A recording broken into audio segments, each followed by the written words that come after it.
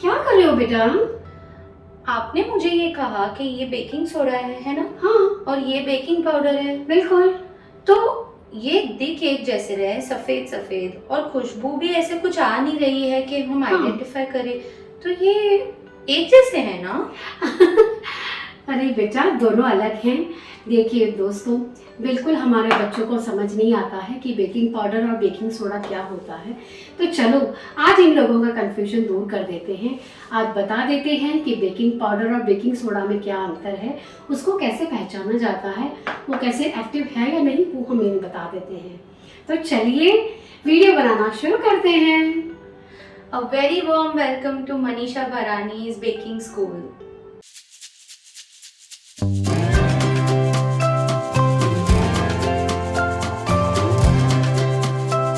दोस्तों, बच्चों को सिखा देते हैं कि बेकिंग पाउडर और बेकिंग सोडा में क्या फ़र्क है। मैंने एक बोल के अंदर बेकिंग पाउडर और बेकिंग सोडा ले लिया है। अच्छा हिजल, आप इसे टच कीजिए। ये कैसा लग रहा है आपको? ये एकदम नमक जैसा लग रहा है, दरदरा। दरदरा लग रहा है। तो जो दरदरा लगता है, जो नमक जैसा लगता है, देखिए इस प्रकार से ये फ्री फ्लोइंग है। ये देखिए आप, तो ये होता है बेकिंग सोडा, जिसे खाने वाला सोडा, मीठा सोडा, सोडा बाइकार्बोनेट, कितना सारे नाम है इनके। ये बिल्कुल ऐसा ही होता है। अब ये जो बेकिंग सोडा है, इसकी शेल्फ लाइफ होती है 1 साल, लेकिन 1 साल तक आप उसको स्टोर मत कीजिएगा। आप हो सके तो उसे 6-6 महीने के बाद बदल दीजिएगा। ये देखिए। अच्छा, आप इसको टच कीजिए।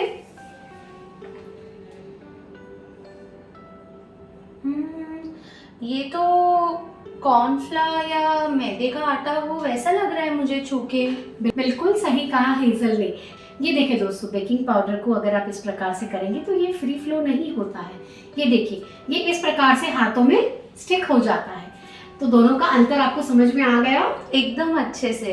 ठीक है। देखिए दोस्तों, हेजल को तो ये पहली टिप समझ में आ गई है।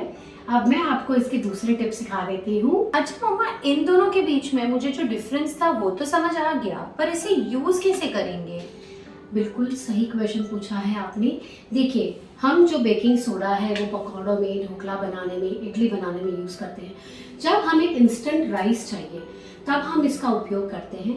अगर आपने इसको मिक्स करके थोड़ी देर बैटर को रख दिया तो वो बैटर बैठ जाता है। मतलब हमें अगर तुरंत कोई चीज़ को फुलाना है तो हम बेकिंग सोडा का यूज़ करते हैं। पर हम बेकिंग पाउडर तभी यूज़ करते हैं जब हम मिश्रण को मिक्स करेंगे, फिर उसको गर्म चीज़ के साथ जब वो कनेक्ट होता है तब वो बेक होता है।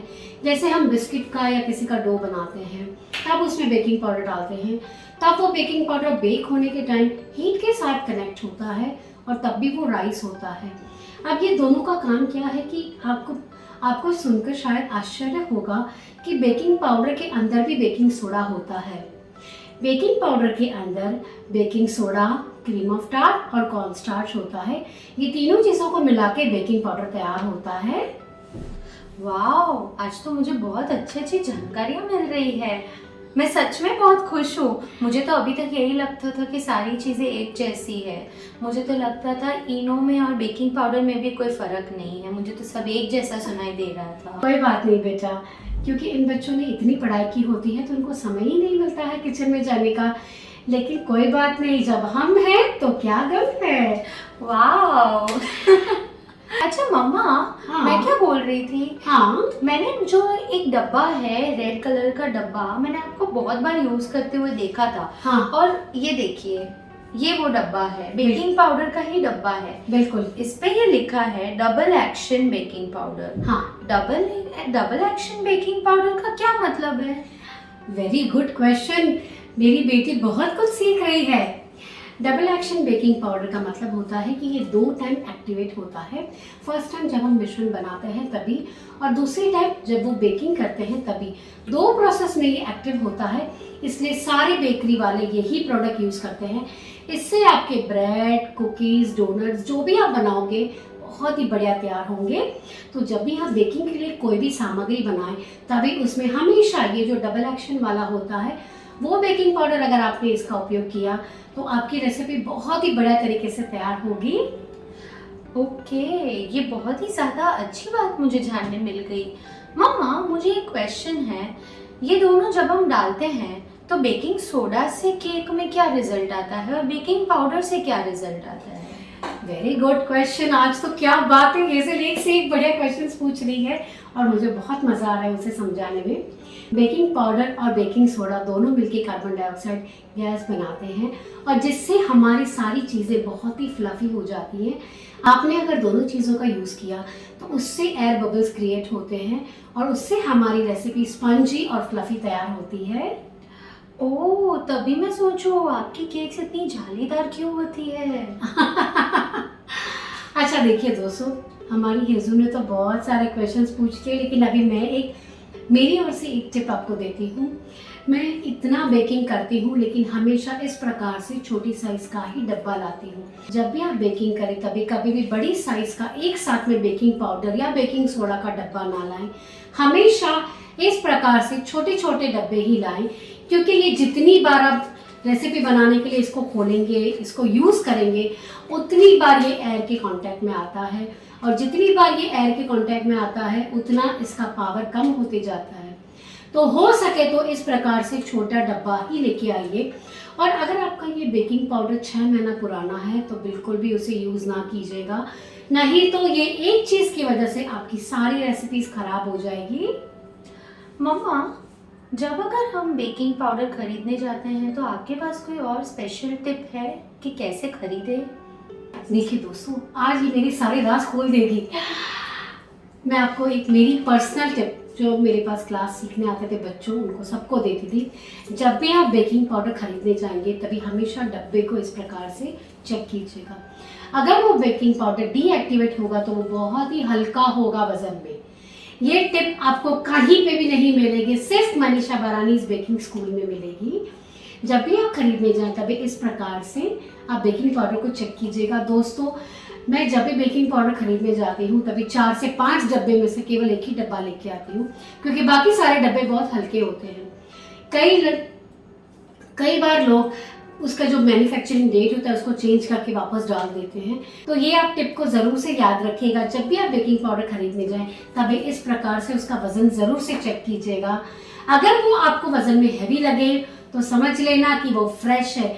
अगर वो पुराना होगा तो जब भी आप इस प्रकार से वज़न करेंगे तो वो बिल्कुल आपको हल्का लगेगा। और एक सवाल, मेरी फ्रेंड एक बार उसने केक बनाया था तो वो ओवन में तो बहुत ज़्यादा फूला हुआ और मस्त लग रहा था, बट जैसे ही उसने बाहर निकाला तो पता नहीं केक को क्या हो गया, वो पूरा ही फ्लैट हो गया।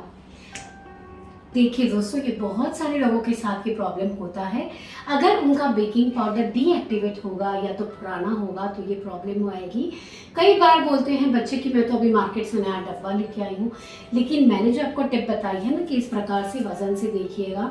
अगर आपके घर में कोई डब्बा बच गया होगा बेकिंग पाउडर का तो उसको क्लीनिंग में यूज़ कर लीजिएगा, लेकिन केक में, डेजर्ट्स में, रेसिपी में मत यूज़ कीजिएगा। वाओ, आज तो बहुत ज़्यादा इंटरेस्टिंग चीज़ें जानने मिल रही है मुझे। मैं सीरियसली बहुत मज़ा कर रही हूँ ये सब जानकारियाँ प्राप्त करके। आई एम श्योर आप सबको भी उतना ही मज़ा आ रहा है। अच्छा, मुझे ये भी हमेशा से क्वेश्चन था कि जब भी हम रेसिपीज़ बनाते हैं तो बेकिंग सोडा ज़्यादा डालें कि बेकिंग पाउडर ज़्यादा डालें? देखिए दोस्तों, जो रेसिपी का नाम आपको दिया जाता है बिल्कुल इसी प्रकार से फॉलो कीजिएगा। बेकिंग सोडा अलग तरीके से एक्टिव होता है और बेकिंग पाउडर अलग तरीके से एक्टिव होता है। बेकिंग सोडा को एक्टिव करने के लिए हमेशा उसमें एक खटाई, जैसे कभी दही होता है, कभी नींबू का रस होता है, विनेगर होता है, वो डालने के बाद वो बहुत अच्छे से एक्टिव होता है। पर जब आप बेकिंग पाउडर का यूज़ करेंगे तो वो बाहर तो एक्टिव होगा लेकिन बेक होने के समय भी एक्टिव होगा। इसके लिए बेकिंग की सारी रेसिपीज के अंदर बेकिंग सोडा और बेकिंग पाउडर दोनों का उपयोग किया जाता है।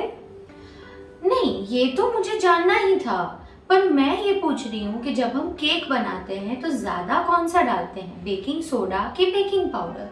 बेकिंग पाउडर ज़्यादा डाला जाता है और बेकिंग सोडा कम डाला जाता है, क्योंकि बेकिंग पाउडर के अंदर इटसेल्फ बेकिंग सोडा होता है। लेकिन अगर आपने बेकिंग सोडा थोड़ा ज़्यादा भी डाल दिया तो केक का टेस्ट कड़वा हो जाएगा और वो केक क्रम्बली, अगर आपने केक को काटा तो बहुत ज़्यादा क्रम्स उसके गिरेंगे। तो ये छोटी सी टिप है, जब भी आप बेकिंग सोडा का उपयोग करें तभी उसे बहुत संभाल के, जितना मेजरमेंट लिखा है वो मेजरमेंट लेके ही उसे यूज़ कीजिएगा। वाह, ये सारी जानकारियाँ मिलने के बाद अब मैं बेकिंग पाउडर, बेकिंग सोडा सब बहुत ध्यान से खरीदूंगी, छोटे पैकेट्स खरीदूंगी और इसी तरीके से जैसे मम्मा ने सिखाया बिल्कुल उसी तरीके से यूज करूंगी। रुको रुको रुको बेटा, पिक्चर अभी बाकी है मेरे दोस्त, और अभी टिप देना आपको बाकी है। वाह, मतलब अभी और कुछ भी हम सीखेंगे इन दो चीजों के बारे में? जी हाँ, मैं आपको ये सिखाऊंगी कि आपका बेकिंग पाउडर और बेकिंग सोडा एक्टिव है या नहीं, वो आप कैसे सीखेंगे वो मैं आपको दिखाती हूँ। वाह, दैट्स अमेजिंग। तो चलिए हम सीखना शुरू कर देते हैं। अब मैं आपको बेकिंग पाउडर कैसे एक्टिव होता है वो सिखाती हूँ। बेटा आप एक ग्लास के अंदर एक चम्मच भर के बेकिंग पाउडर ले लीजिए। ओके। ये बहुत ही आसान और इजी टिप है। ओके। और अब इसके ऊपर ये गर्म पानी डालिए।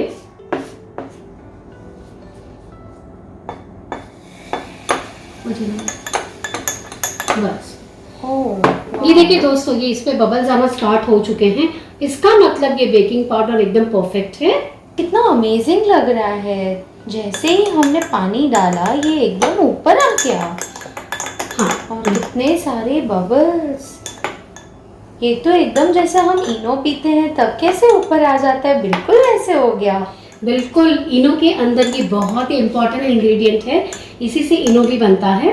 आगे मैं वो भी सिखा दूंगी। अच्छा बेटा, आपको समझ में आ गया कैसे आप बेकिंग पाउडर को चेक करेंगे? जी, बहुत अच्छे से। अब मैं आपको बेकिंग सोडा कितना एक्टिव है वो सिखा देती हूँ। ओके। एक ग्लास ले लिया है और बेटा आप इसके अंदर एक चम्मच भर के बेकिंग सोडा लीजिए। ओके। हेजल आप इसके अंदर ये विनेगर डालिए। ओके। ओह, कोई बात नहीं बेटा, ये आपका इसका मतलब है कि आपने जो बेकिंग सोडा लिया है वो बहुत ही अच्छा है, एक्टिव है। इस प्रकार से आप इसे चेक कर सकते हैं। वाह, ये तो एकदम जादू की तरह बाहर आ गया। ऐसे देख के तो बहुत ज्यादा मजा आ गया मुझे। तो दोस्तों, आज हमने जो अमेजिंग टिप्स एंड ट्रिक्स सीखी है from one and only Manisha बारानी, ऐसे टिप्स और ट्रिक्स सीखने के लिए आप सिर्फ और सिर्फ इसी चैनल पे आइए, क्योंकि आपको और कहीं ऐसी टिप्स और ट्रिक्स नहीं मिलेगी। हमने आज जो सीखा है इस चैनल पे, उसे उपयोग करके हम और ढेर सारी बेकरी आइटम्स और ढेर सारी रेसिपीज़ बनाने वाले हैं, जो आप सब अपने घर पे अभी आसानी से बना पाएंगे। आई एम वेरी श्योर ये सब देख के अभी आगे से जब आप ये सब सामान खरीदने जाओगे तब आप ये सारी बातें याद करके बिल्कुल उसी हिसाब से सारी चीज़ें चेक करके फिर खरीदेंगे। तो दोस्तों, आगे और ऐसी जानकारियाँ पाने के लिए मेरे चैनल को सब्सक्राइब करिए। अगर आपको ये वीडियो अच्छा लगा तो इस वीडियो को लाइक करना बिल्कुल भी ना भूलें, और अगर आपको ये वीडियो ऐसा लगता है कि आपके फैमिली मेम्बर्स को काम आएगा तो ये वीडियो ज़रूर शेयर करिएगा। Bye friends. बाय।